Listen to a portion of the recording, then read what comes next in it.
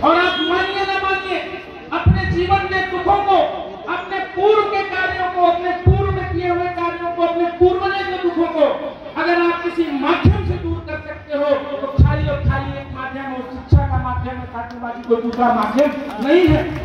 मैं आपसे कहना चाहता हूँ, आज यहाँ बेंच पर आप बैठे हो, इस कमरे में बैठे हो, इसमें एसी नहीं लगा, इसमें सेंट्रल एसी नहीं है, जहाँ आप पानी पी रहे हो सकता बहुत अच्छा पानी ना मिलता हो, जिस जो आपका एक ब्लैक बोर्ड है हो सकता है डिजिटल ब्लैक बोर्ड ना हो, लेकिन मैं दावे के साथ कह सकता हूँ अगर आदरणीय गुरु जी का आशीर्वाद आप लोग को लग गया तो इसी साधारण से कमरे से निकलकर आप एक दिन वहां जाकर बैठोगे जहाँ सेंट्रल एसी लगा होगा, जहाँ का पानी आरओ का होगा, और आपके बीच में हम जैसे से बड़े लोग, सेंट्रल लेवल से भी बड़े लोग आपके सेक्रेटरी होने का काम न करेंगे, वो कहीं दूसरे जगह से नहीं पकड़ कर आएंगे, वो कहीं दूसरे जगह से आपका भविष्य नहीं बनेगा।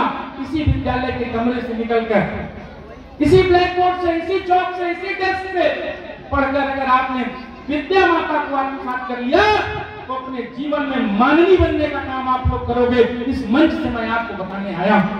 और विद्या कभी जात देख कर नहीं मिलती, कभी धर्म देख कर नहीं मिलती, कभी संप्रदाय देख कर नहीं मिलती। ऐसा नहीं है कोई मुसलमान है तो उसको विद्या याद करना।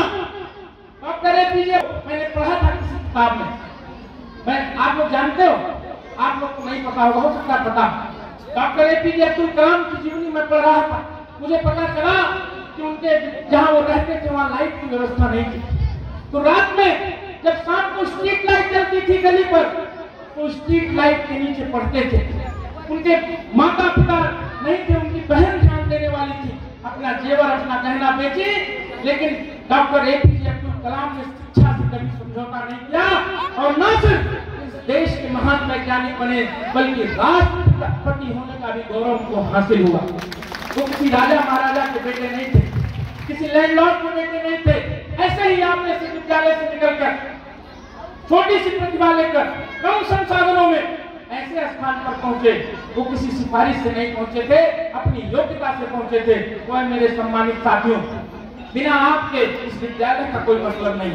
शिक्षा का मतलब तब है जब छात्र हैं, छात्राएं। मैं आपसे कहना चाहता हूँ अपने जीवन में अगर आमान परिवर्तन चाहते हो, अगर चाहते हो कि पूर्व में जो कठिनाइयां, जो दुख आपके परिवार ने झेला है, जो आपने झेला है, आपके परिवार के लोग न झेले, तो आज से पूरा कर लो, विद्या को अपना बना लो, किताबों से प्रेम कर लो, कलम से प्रेम कर लो। आने वाले कभी तुम्हारे जीवन में कोई समस्या नहीं आएगी। ये बात हम आपके बीच में कहने आए। इन्हीं चंद शब्दों के साथ यहाँ पर जितने लोगों ने अभी बहुत अच्छा प्रदर्शन किया, इस ग्रामीण अंचल में हाईटेक टेक्नोलॉजी के साथ आप लोग काम कर रहे हैं। मैं सेंट थॉमस स्कूल का विद्यार्थी रहा हूँ। मैंने देखा है हम लोग गोरखपुर जाते थे, बनारस जाते थे विद्यालय की तरफ से। एक बार मैंने जिले में टॉप किया था जनरल नॉलेज के कंपटीशन में, हम लोग उस विद्यालय से पढ़कर निकले। मैं आपसे कहना चाहता हूँ विद्या से ज्यादा सम्मान आपको कोई दूसरी चीज नहीं दिला सकती। आज हम यहाँ बोल रहे हैं, कहीं न कहीं विद्या का बहुत बड़ा महत्व हमको भी सिखाया गया था, तभी हमारे आपके बीच में बोल रहे हैं। ये जो स्टेज का फियर है, स्टेज पर चढ़ने पर डर लगता है, लोगों को हाथ कांपने लगते हैं, हम क्या बोलेंगे, हम भी डरते थे। लेकिन हम जिस विद्यालय में पढ़ते थे, हम लोगों को बार बार सिखाया गया था, अगर वो विद्यालय नहीं होता, अगर विद्या नहीं होती तो राहुल यादव बादल इस मंच पर नहीं खड़ा होता। इस नाते मैं आपसे कहना चाहता हूँ, आज ये गुरु जी जो आपको सिखा रहे हैं, किसी डांस के माध्यम से, किसी कार्यक्रम के माध्यम से, योगा के माध्यम से, गाने के माध्यम से, अगर आज यहाँ आप लोग बोल लिए, आपने प्रदर्शन कर लिया, आने वाले समय में उस दुनिया की कोई ताकत आपको दबा नहीं सकती, आपके हक और अधिकार को छीन नहीं सकती। ये माध्यम वो भी है आपको बताने के लिए, जो इंसान शिक्षित नहीं होता उसका कोई हक और अधिकार नहीं होता, जानवर के बराबर उसकी औकात होती है, उसकी हैसियत होती है। जब शिक्षा आपके अंदर रहेगी तब आप सवाल पूछोगे। शिक्षा सवालों को जन्म देती है, शिक्षा हक दिलाती है, शिक्षा अधिकार दिलाती है, और शिक्षा कभी किसी के बाप की बपौती नहीं रहती। जो काबिल होता है वो वहां तक पहुंचता है। तो मेरे साथियों, आप लोग काबिल बनो।